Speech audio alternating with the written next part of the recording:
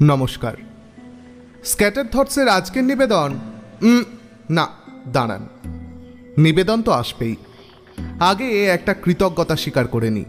হ্যাঁ, আমরা কৃতজ্ঞ আপনাদের কাছে। আমাদের আগের গল্প ত্রিজিৎ করের লেখা তারানাথ ফ্যানফিকশন তারানাথ তান্ত্রিক ও বজ্র ডাকিনীকে আমাদের আশাতীত ভালোবাসায় ভরিয়ে দিয়েছেন আপনারা। কোনো ধন্যবাদই তার জন্য যথেষ্ট নয়। শুধু আমরা অনুরোধ করতে পারি, এভাবেই আমাদের পাশে থেকে যান, আমাদের ভালোবেসে।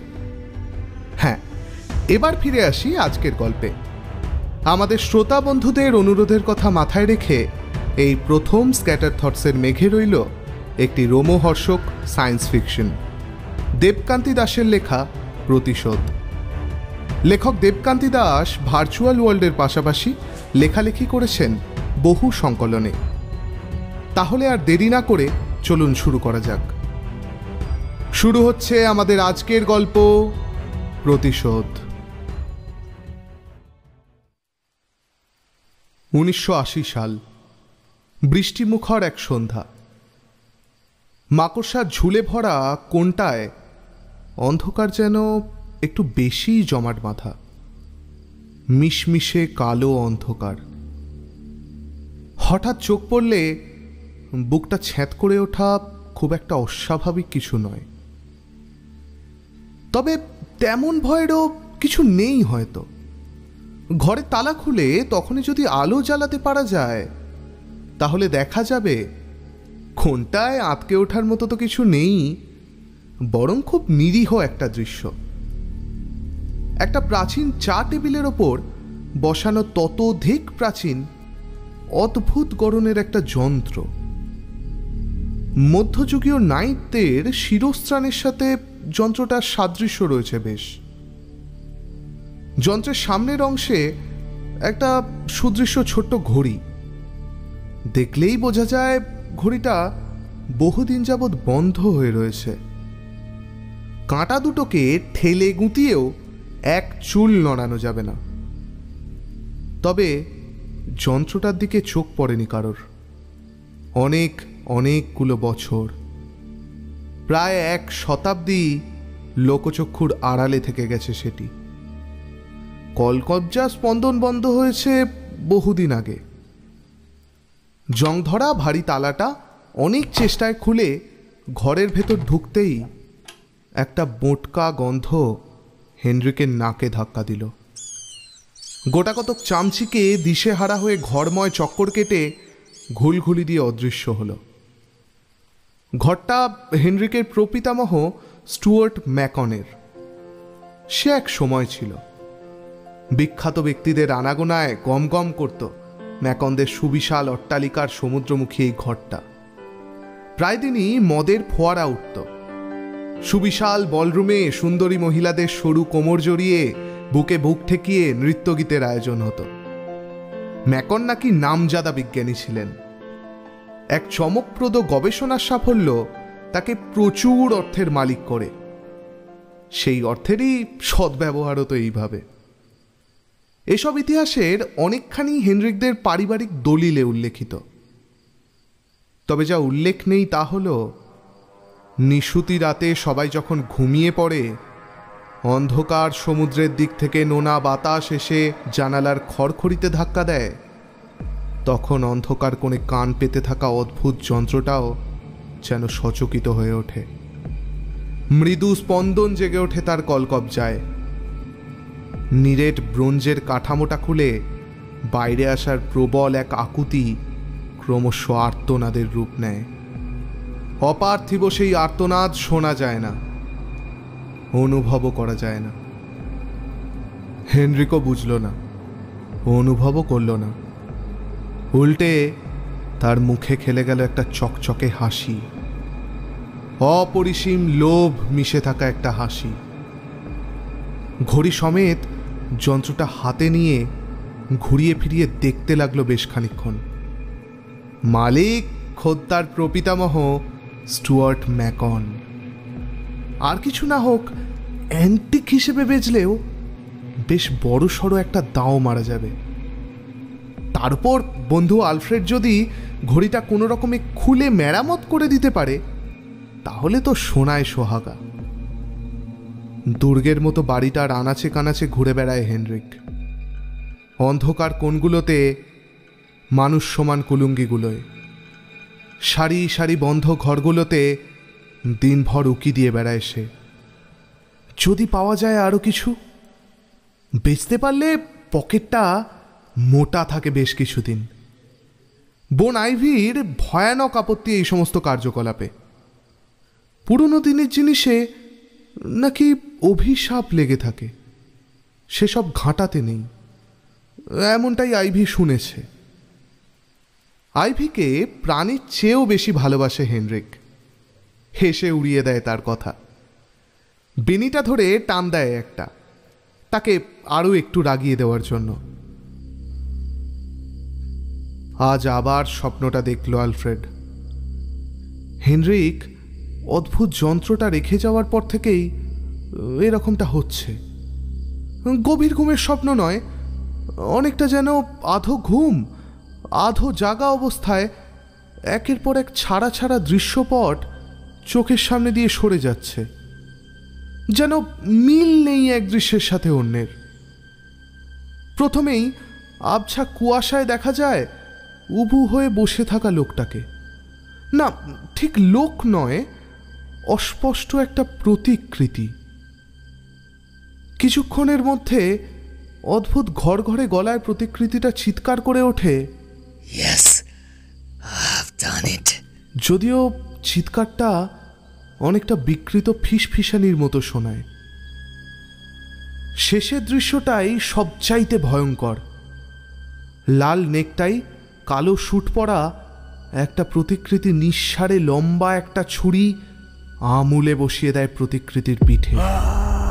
তীব্র আর্তনাদ, নৃশংস হাসিতে রাতের নৈশব্দ ভেঙে খান খান হয়ে যায়। হাঁ করে গিলতে ছুটে আসে দুর্ভেদ্য অন্ধকার।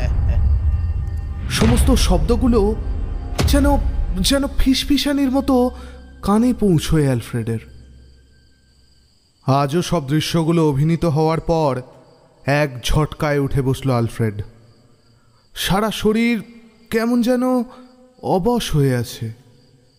নিকষ অন্ধকারে হাত বাড়িয়ে আলোটুকু জ্বালাবারও ক্ষমতা নেই তার। এরপরেও যা যা ঘটবে তাও অজানা নয় অ্যালফ্রেডের। কালো অন্ধকার সমুদ্রের দিক থেকে ঝোড়ো হাওয়া বইবে। শোনা যায় না এমন মৃদু অথচ অপার্থিব একটা আওয়াজ বহু দূর থেকে ধীর লয়ে এগিয়ে আসবে ক্রমশ। এগিয়ে এসে মিশে যাবে হৃৎপিণ্ডের ভিতর। তীব্র যন্ত্রণায় ছিঁড়ে যাবে বুকটা, স্পষ্ট অনুভব করে অ্যালফ্রেড। কিন্তু জড়ভরতের মতো বসে থাকা ছাড়া অন্য কিছুই তার করার থাকে না। শরীর মন সব কিছুই যেন অন্য কারো নিয়ন্ত্রণাধীন থাকে এই সময়টুকু। অন্য দিনের মতোই সব কিছু ঘটে যাওয়ার পর সম্বিত ফিরল অ্যালফ্রেডের। শরীরের অবশ ভাবটা কেটে যেতে টেবিল থেকে জগটা তুলে ঢকঢক করে অনেকটা জল খেয়ে এসে ধাতস্থ হলো। যন্ত্রটার দিকে একবার তাকিয়ে পাশ ফিরে শুয়ে পড়ল আবার। একরকম মেনেই নিয়েছে অ্যালফ্রেড। তার স্থির বিশ্বাস এ নির্ঘাত পেট গরম। রোজ রাত্রে আইভির সাথে খুনসুটি সেরে বারে এক প্রস্তর ঢোকার নেশাটা কিছুতেই ছাড়া যাচ্ছে না।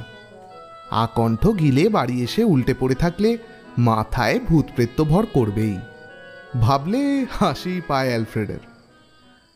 তবে কোনো এক দুর্বোধ্য কারণে যন্ত্রটার দিকে তাকানোর সময় চোখের মণি দুটো যে বাইরে ঠিকরে বেরিয়ে এসে গালের ওপর ঝুলতে থাকে, আর গলা দিয়ে ঘর ঘর আওয়াজে প্রতিশোধ শব্দটা এক ফাঁকে কখন বেরিয়ে আসে দুফোঁটা রক্তের সাথে, তা টের পেলে অ্যালফ্রেড হাসত কিনা হলফ করে বলা যায় না।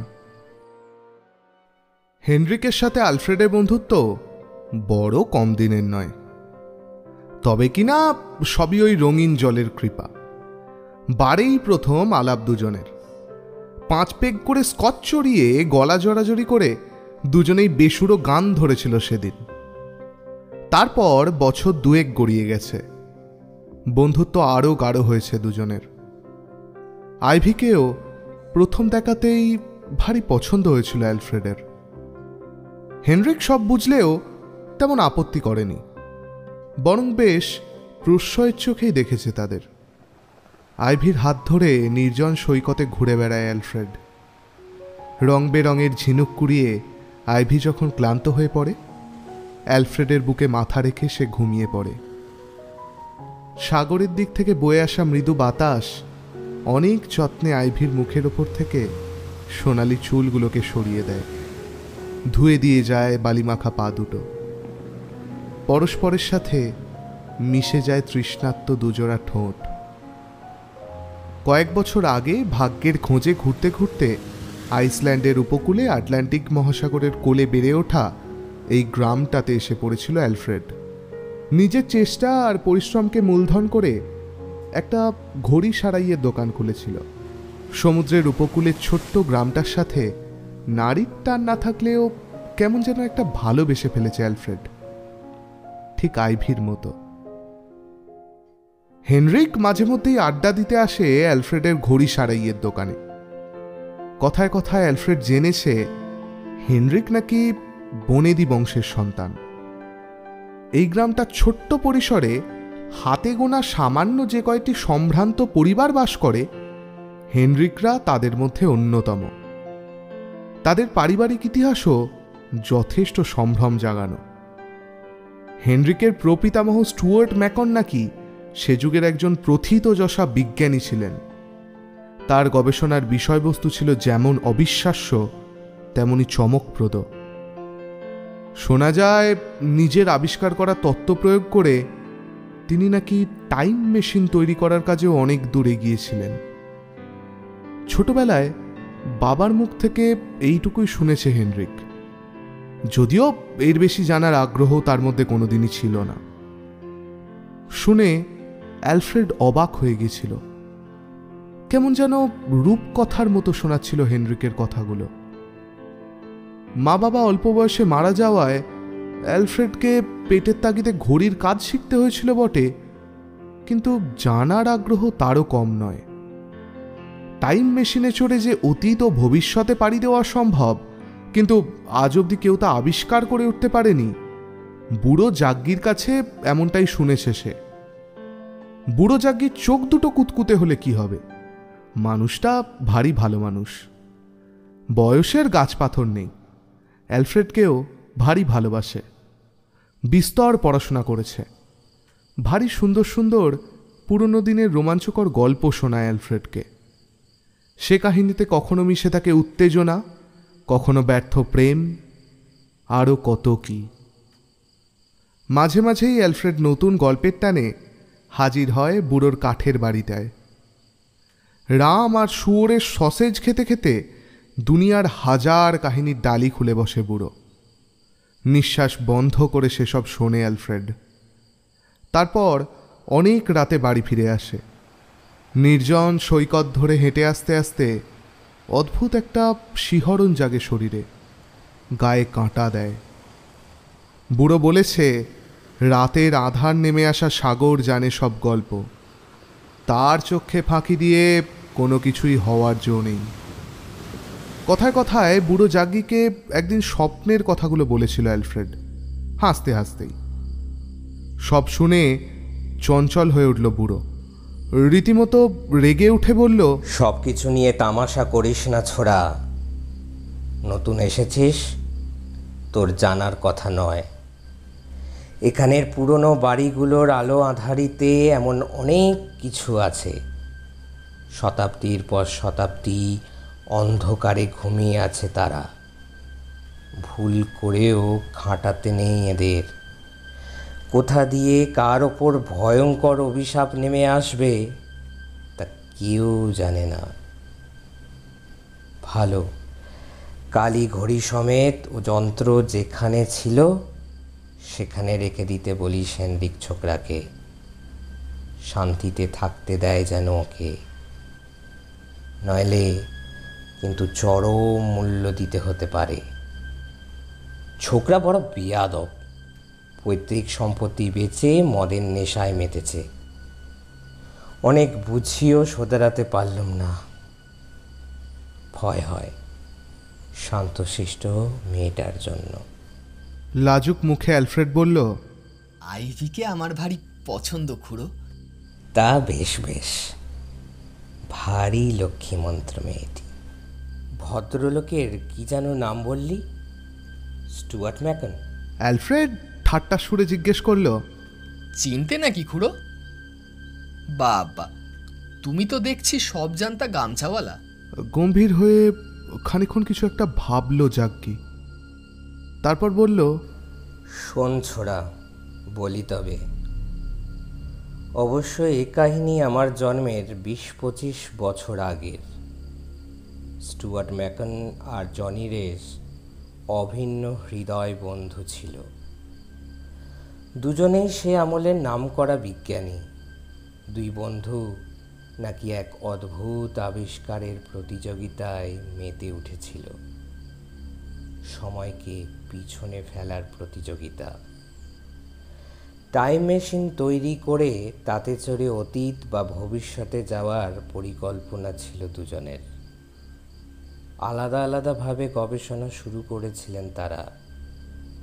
তবে আশ্চর্যের কথা, স্টুয়ার্ট ম্যাকন নাকি সফল হয়েছিলেন। তিনি সে যুগেই এমন এক কলকবজা খাড়া করে ফেলেছিলেন। নিজের আবিষ্কারের তথ্য একজন ধনী আমেরিকানের কাছে বিপুল অঙ্কের টাকায় বেচে দেন তিনি। সেই থেকেই ম্যাকনের রমরমা শুরু হয়। তবে সেই আমেরিকান নাকি দেশে ফেরার পথে মাঝ সমুদ্রে জাহাজডুবি হয়ে মারা যান। সাথে অন্ধকার জলের অতলে সলিল সমাধি হয় এক আশ্চর্য আবিষ্কারের। জনি রেসরের পর থেকে আর কোনো সন্ধান পাওয়া যায়নি। সম্ভবত তিনি গবেষণায় অসফল হয়ে নিরুদ্দেশ হয়ে যান। একটু থেমে জাগ্গি আবার বলল, তবে যন্ত্রটার বিষয়ে আমি কিছু বলতে পারবো না। মনে হয় ও আপদ দূর করে দেওয়াই ভালো। অ্যালফ্রেড বিস্ফারিত চোখে গিলছিল জাগ্গির কথাগুলো। কোনো রকমে সে বলল, তারপর তারপর কি হলো? আর এত কথাই বা তুমি জানলে কেমন করে? জাগ্গি চোখ দুটোকে অদ্ভুত রকমের সরু করে এনে বলল, এসব কথা নোনা বাতাসে আর্তনাদ করে ফেরে রে ছোড়া। সুযোগ বুঝে কান পেতে থাকতে হয়। স্টুয়ার্ট ম্যাকনের উত্তরাধিকার হয়ে হেনরিকের ভারী অহংকার। মাঝে মাঝেই মুখ ফসকে একটা দুটো ঔদ্ধত্যের কথা বেরিয়েই আসে, কিন্তু ওটুকু বাদ দিলে ছোড়া মন্দ নয়। আপদে বিপদে অ্যালফ্রেডকে টাকা পয়সা দিয়েও সে সাহায্য করে। অ্যালফ্রেডের মতো হেনরিকেরও অল্প বয়সী মা বাবা মারা যায়। তারপর অপরিণত বয়সে অগাধ টাকা পয়সা হাতে পড়লে যা হয় আর কি, হেনরিকেরও তাই হয়েছে। মাটিতে পা পড়ে না ছোড়ার। মাইল 10 দূরে কোথায় যেন হেনরিকের এক কাকা থাকে সপরিবারে, ফ্রেডরিক জনসন। এছাড়া আরও কিছু আত্মীয় স্বজনও আমেরিকাতে থাকে, তবে নিজেদের মধ্যে যোগাযোগ নেই বললেই চলে। এসব অবশ্য হেনরিক নিজের মুখেই অ্যালফ্রেডকে বলে, নইলে অ্যালফ্রেডের ভারী বয়েই গেছে লোকের হাঁড়ির খবর নিতে। আজ সকাল থেকেই তেমন কাজ নেই, ঠান্ডাটাও পড়েছে জাঁকিয়ে। আনমনে কাঁচের সার্সির ওপারে জ্যোৎস্না ভেজা রাতের তুষারপাত দেখতে দেখতে 7-5 চিন্তায় মগ্ন ছিল অ্যালফ্রেড। পাশেই টেবিলের ওপর রাখা আছে ঘড়ি সমেত যন্ত্রটা। কদিন আগে হেনরিক রেখে গেছে। এটা নাকি ম্যাকন সাহেবের সম্পত্তি। কতকাল বন্ধ হয়ে আছে কেউ জানে না। যদি কোনোভাবে আবার চালু করা যায়, তাই সে অ্যালফ্রেডের কাছে দিয়ে গেছে, নইলে নাকি কবেই ফেলে দিত আবর্জনার গাড়িতে। ঘড়িটা ভালো করে দেখল অ্যালফ্রেড। সেকেলে দামি কাঠের ওপর সূক্ষ্ম নকশার কারুকাজ, দক্ষ হাতের পালিশে ধুলো জমতে পারেনি ততটা। সব মিলিয়ে এক অপূর্ব স্থাপত্যের প্রতিরূপ। যন্ত্রটার কলকবজায় হাত দেওয়ার আগে খানিকক্ষণ মন্ত্রমুগ্ধের মতো ঘড়িটার দিকে তাকিয়ে থাকে অ্যালফ্রেড। যাজ্ঞির কথাগুলো মনে পড়ছিল বারবার। বুড়োর বয়স হয়েছে, এ বয়সে এমন ভয় রোগে ধরে, তাতে অত আমল দিলে চলে না। ঘড়িটা খুলে একবারে সারিয়েই না হয় হেনরিকের বাড়িতে পৌঁছে দেবে সে। যন্ত্রটাও বড় অদ্ভুত, খেয়ালি বিজ্ঞানীর খেয়ালি সৃষ্টি। যন্ত্রটা কি কাজে যে লাগতো অনেক ভেবেও মাথামুন্ডু কিছু বুঝতে পারল না অ্যালফ্রেড। খানিকক্ষণ অবাক চোখে নিরীক্ষণ করে যন্ত্রটা হাতে তুলে নিল। সাথে সাথে চোরা একটা ঠান্ডা স্রোত শরীর দিয়ে নেমে গেল। জপুর ঠান্ডা পড়েছে বছর। আপন মনে কথাটা বিড়বিড় করে কলকবজার ওপর ঝুঁকে পড়ল অ্যালফ্রেড। পাশে রাখা মোমবাতিটার কয়েক মুহূর্তের মৃদু কম্পনটুকু দেখেও দেখল না সে। বাইরে ঝোড়ো হাওয়া বইছে, হবেও বা তার ঝাপটায়। অবশ্য ভুলবো না অ্যালফ্রেডের খেয়াল নেই দরজার সার্সিগুলো নিজের হাতেই সে বন্ধ করেছে সন্ধে হতে না হতে। নিখাত ব্রোঞ্জের তৈরি অদ্ভুত গড়নের যন্ত্র, কান ঢাকা হেলমেটের মতো আকৃতি, অপূর্ব রিলিফের কাজ পুরো শরীর জুড়ে, যেন বিজ্ঞানের সাথে শিল্পের অদ্ভুত মেলবন্ধন। ওপরের ধাতব ঢাকনি খুলে অ্যালফ্রেড দেখল ভিতরে ঠাসা রয়েছে অসংখ্য জটিল যন্ত্রপাতি। ছোট বড় বিভিন্ন মাপের কয়েকটা খাঁজ কাটা পিতলের চাকা পরস্পরের সাথে যুক্ত। সামনে পুরু স্বচ্ছ কাঁচের আবরণ, কাঁচের দুদিক থেকে বেরিয়ে রয়েছে দুটো বাঁকানো ধাতব লিভার, অনেকটা ওই তরোয়ালের খাপের মতো দেখতে আর কি। চিত্র বিচিত্র খোদাই কাজ তার মধ্যেও। যন্ত্রটা হাতে নিতেই অ্যালফ্রেড অনুভব করল দু চোখে যেন ঘোর নেমে আসছে। মস্তিষ্ক ক্রমশ নিয়ন্ত্রণের বাইরে চলে যাচ্ছে, অবশ হয়ে আসছে তার সারা শরীর। মোমবাতিটার শিখাটা কাঁপতে কাঁপতে নিভে গেল হঠাৎ। দুর্ভেদ্য অন্ধকারে ছেয়ে গেল ঘরের ভেতরটা। ছাদের কোণে সিলিংয়ের কড়িবর্গায় চৌকির নিচে সর্বত্র অনুভব হতে থাকল রহস্যময় এক অশরীরী অস্তিত্ব। আশ্চর্য হল না অ্যালফ্রেড, এমনটাই তো হওয়ার কথা ছিল যেন। ব্রোঞ্জের ডালাটা খুলে একবার কান পেতে পরীক্ষা করল অ্যালফ্রেড। চোখ দুটো চকচক করে উঠল অ্যালফ্রেডের। এই তো মৃদু কম্পন শুরু হয়েছে। তার স্বপ্নের টাইম মেশিন প্রস্তুত, হিসেব তো অন্তত তাই বলছে। এবার ছুটে যেতে হবে আলোর গতিকে পিছুতে ফেলে। মুষ্টিবদ্ধ হাত দুটো আকাশের দিকে ছুড়ে দিল অ্যালফ্রেড। পেরেছো জনি রেস, তুমি পেরেছো। Yes, I have done it again. ম্যাকেন তুমি কোথায়? আসছি, আমি আসছি। সম্মোহিত অ্যালফ্রেডের অবশ ডান হাতটা হ্যাঁচকা মোচড়ে ঘুরিয়ে দিল ডান পাশের লিভারটা। লিভারের তলায় খোদাই করা অতীত লেখাটা অবশ্য অনেকদিন আগেই ক্ষয়ে অদৃশ্য হয়ে গেছে। প্রবল একটা ঝাঁকুনি, কাঁচের আবরণের বাইরে দৃশ্যপট ধীরে ধীরে চলমান হলো। কয়েক মুহূর্ত পরই গতি বাড়ল।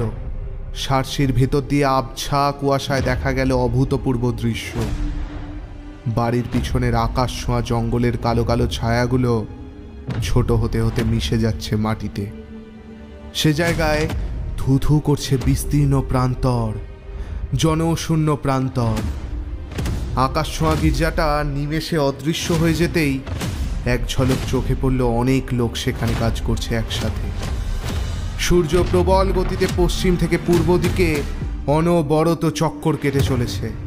হেকলা আগ্নেয়গিরির চারপাশের বিস্তীর্ণ অঞ্চলের রুক্ষ পাথুরে আবরণ যেন এক মুহূর্তে অদৃশ্য হয়ে গেল কোনো মন্ত্র বলে।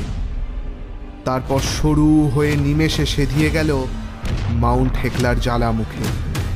বেশ কয়েকবার পুনরাবৃত্তি হলো অপূর্ব দৃশ্যটার। ঘড়ির কাঁটা দুটো স্থির, সময় পিছিয়ে যাচ্ছে দ্রুত গতিতে। 1979, 78, 77, এক সময় স্তিমিত হয়ে এলো গতি। চোখের ওপর লেখা ফুটে উঠল 1864 খ্রিস্টাব্দ।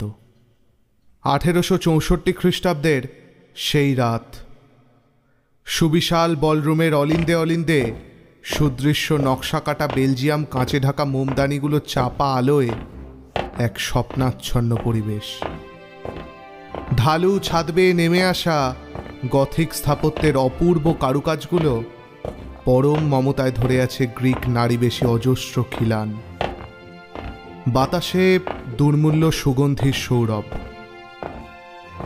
মোজাইক করা শ্বেত পাথরের মেঝের ওপর অলিঙ্গনাবদ্ধ দুটো শরীরের জুতোর আওয়াজ ছন্দবদ্ধভাবে এগিয়ে যাচ্ছে, আবার কখনো গানের সুরে সুরে তাল মিলিয়ে পিছিয়ে আসছে। দুজনের কেউই অবশ্য খিলানের অন্ধকারের আড়ালে অ্যালফ্রেডের জ্বলন্ত দৃষ্টি টের পেল না। খোলা ছুরিটা হাতে নিয়ে চুপিসারে সে পুরুষটার পিছনে এসে দাঁড়ালো। ঝুলে পড়া জিব্বে গড়িয়ে আসা নোনতা রক্তটুকু চেটে নিয়ে ঘর ঘরে স্বরে ডাকল, স্টুয়ার্ট ম্যাকিন, দেখো তো পিছু ফিরে কিছু মনে পড়ে কিনা। চমকে পিছনে ফিরে আতঙ্কে অবশ হয়ে গেল ম্যাকন। জনি রেস, তুমি? কিন্তু কেমন করে? আমি তো ছুরি মেরে তোমায় হত্যা করে গভীর খাদে ফেলে দিয়েছিলাম। ওই তোমার চোখ দুটো খুবলে নিয়েছিলাম। হায় ঈশ্বর! খ্যানখ্যানে হাসিতে ফেটে পড়ল অ্যালফ্রেড।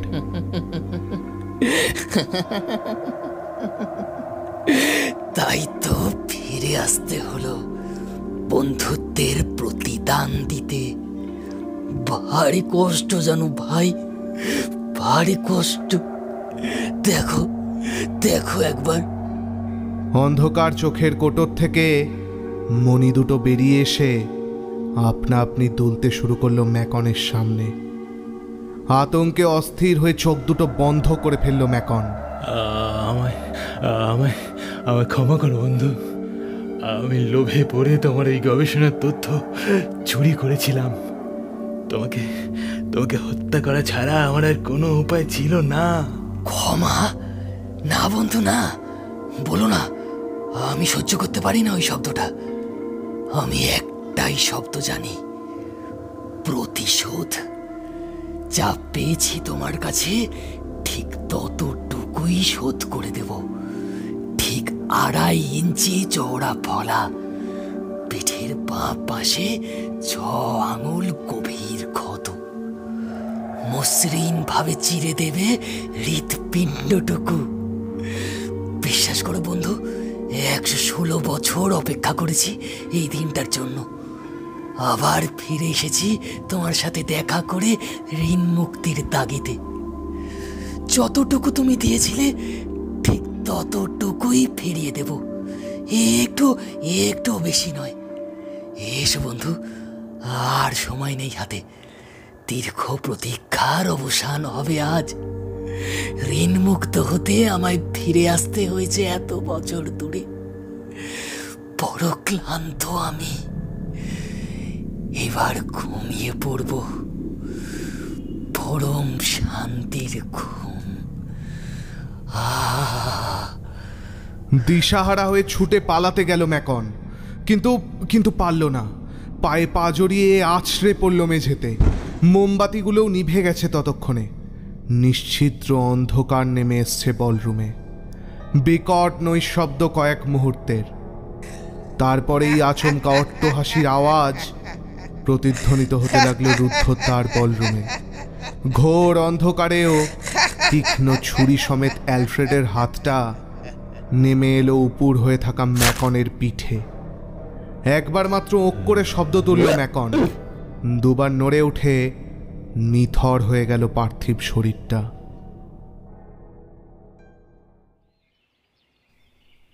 অনেক বেলায় ঘুম ভাঙল অ্যালফ্রেডের। কাল রাতে হেনরিকের ঘড়িটা সারাতে বসে কখন যেন টেবিলের ওপরেই মাথা রেখে নিঃসারে ঘুমিয়ে পড়েছিল সে।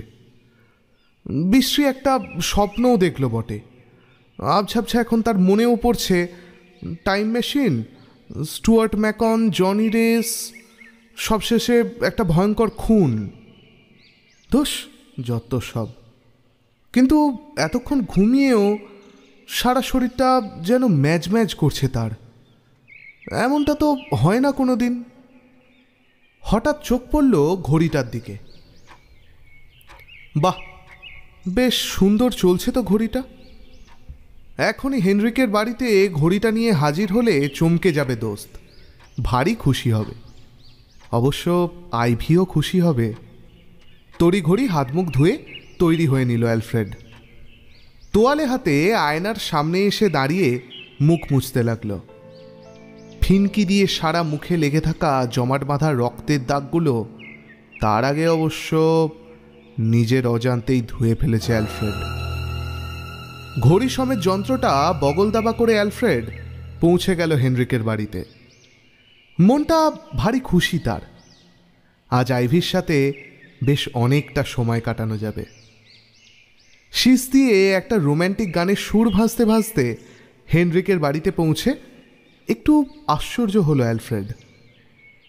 বাড়ির পাশে আইভির স্বাদের ওয়াইল্ড লুপিন ফুলের বাগানটা নেই, বদলে ইতস্তত বিক্ষিপ্ত কিছু কাঁটা গাছ। এবড়ো খেবড়ো রুক্ষ মাটি, বহু বছর যেন হাত পড়েনি সেখানে। বেল বাজিয়ে বেশিক্ষণ অপেক্ষা করতে হলো না। দরজাটা সামান্য খুলে একজন বৃদ্ধ ভদ্রমহিলা জিজ্ঞেস করলেন, কাকে চাই? মুখে অজস্র বলিরেখা, চামড়া কুঁচকে ঝুলে পড়েছে। একটু আশ্চর্যই হলো অ্যালফ্রেড। হেনরিকের বাড়িতে হেনরিক আর আইভি ছাড়া কেউ থাকে বলে তো তার জানা নেই। অবশ্য হয়তো ইনি কোনো আত্মীয় হবেন হেনরিকদের, বেড়াতে এসছেন। হাসি হাসি মুখে সে বলল, আমি হেনরিকের বন্ধু, ঘড়িটা দিতে এসেছিলাম। ও বাড়িতে না থাকলে আইভিকে ডেকে দিন। হেনরিক? আইভি? ও নামের কেউ তো এখানে থাকে না। তোমার কোথাও ভুল হচ্ছে বাছা। অ্যালফ্রেড অবাক হয়ে বলল, কি বলছেন? আপনি বোধহয় নতুন এসেছেন এই বাড়িতে, তাই ওদের চেনেন না। নতুন এসেছি, 50 বছরের বেশি হয়ে গেল। আমি আর আমার স্বামী এখানে আছি। এ তল্লাটের প্রতিটি লোকের নাম ঠিকানা আমার নখো দর্পণে, এমনকি তাদের বাপ ঠাকুরদার নাম পর্যন্ত ঘর গড়িয়ে বলে দিতে পারি। আর তুমি কিনা বলছো নতুন এসেছি? এটুকু তোমায় নিশ্চিন্ত করে বলতে পারি, ও দুটি নামের কেউ এ বাড়িতে দূর এ তল্লাটেই নেই, কোনো দিনও ছিল না। তুমি ভুল ঠিকানায় এসেছো বাছা। বলে ভদ্রমহিলা পিছু ফিরলেন। শুনুন, শেষ চেষ্টা করলো অ্যালফ্রেড। এ পাশটায় একটা ফুলের বাগান ছিল। হ্যাঁ, ছিল তো, সে বহু বছর আগে। আমার স্বামী ফুল ভালোবাসত খুব। নিজের হাতে যত্ন করে বাগান তৈরি করেছিল। পক্ষাঘাতে শয্যাশায়ী হয়ে সব নষ্ট হয়ে গেল। জলে ভরে এলো প্রাচীন চোখ দুটো। সহসা কোনো কথা জোগালো না অ্যালফ্রেডের মুখে। বেশ কিছুক্ষণ শূন্য দৃষ্টিতে বিহবলের মতো সে তাকিয়ে রইল। তারপর উদ্ভ্রান্তের মতো ছুটতে শুরু করলো। জাগ্গি বুড়োই একমাত্র পারবে এই অদ্ভুত পরিস্থিতি থেকে তাকে উদ্ধার করতে। হাঁপাতে হাঁপাতে জাগ্গির বাড়িতে পৌঁছলো অ্যালফ্রেড। সাত সকালেই এক পাত্র মদ নিয়ে সবে বসতে যাচ্ছিল জাগ্গি। আলফ্রেডকে দেখে বলল, কি ব্যাপার হে ছোড়া, এত সকালে এই বুড়োর কাছে কি মনে করে? তা সে যাক, বসে দুটো কাকে পেটে দাও দেখি, নাহলে গা গরম হবে না।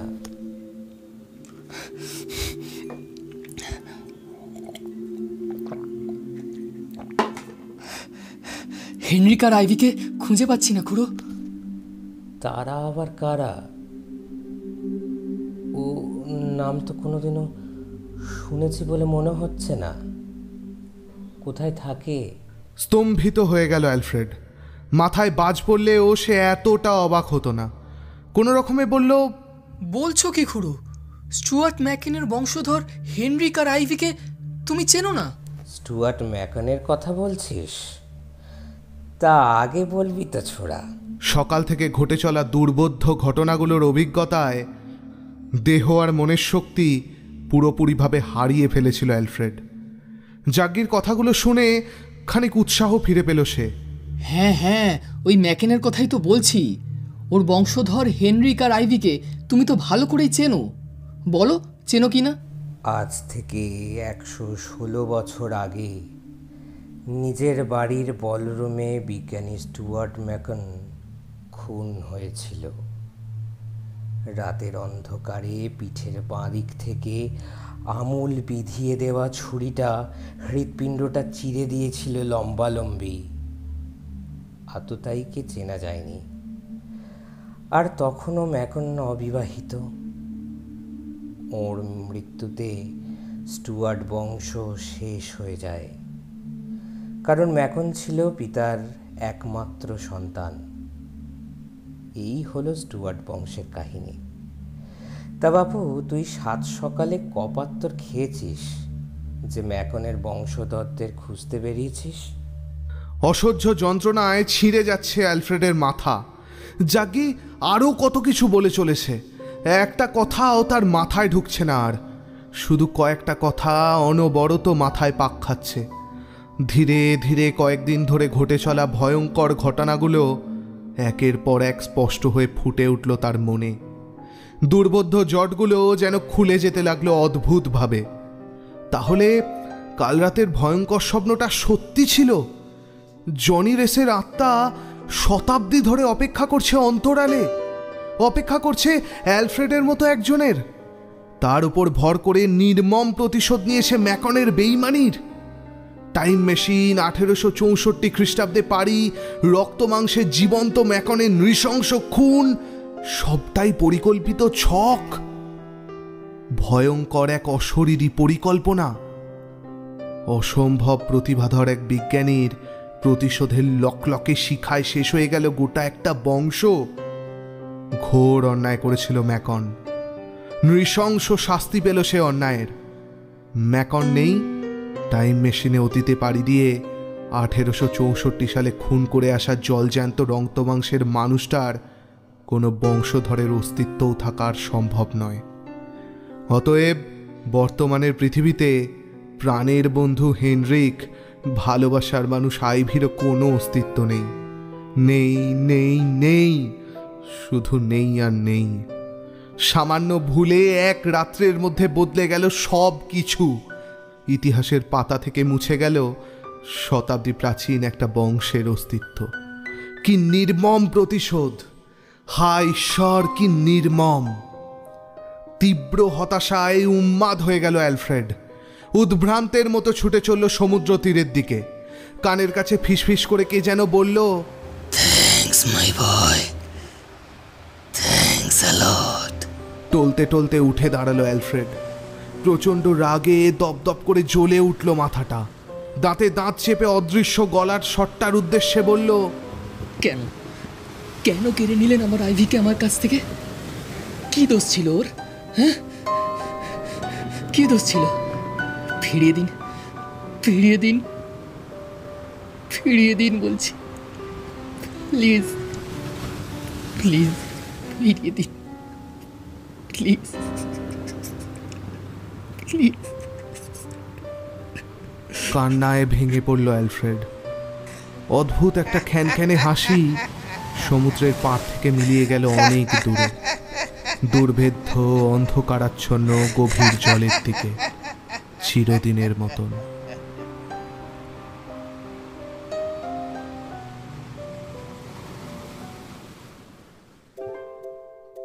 শেষ হলো আমাদের আজকের নিবেদন দেবকান্তি দাশের প্রতিশোধ। গল্পের সূত্রধার ও গল্প পাঠে আমি অর্ণব, অ্যালফ্রেডের চরিত্রে অর্ঘ্যদীপ, ম্যাকনের চরিত্রে মানব, যাজ্ঞির চরিত্রে নিলয় এবং বৃদ্ধা ভদ্রমহিলার চরিত্রে আত্রেয়ী। স্ক্যাটার থটসের এই প্রথম সাইফাই অডিও স্টোরি কেমন লাগলো অবশ্যই জানান আমাদের সাথে যোগাযোগের ঠিকানা রইল নিচের ডেসক্রিপশন বক্সে। আর আমাদের সীমিত সামর্থ্যের পাশে অর্থনৈতিকভাবে দাঁড়াতে চাইলে সাহায্য করতে পারেন ডেসক্রিপশন বক্সের গুগল পে নাম্বারে। আজকের মতো এই পর্যন্তই। আগামী সপ্তাহে আরও একটি অডিও স্টোরি নিয়ে হাজির হবে স্ক্যাটার থটস। ততদিন পাশে থাকবেন, ভালো থাকবেন। নমস্কার।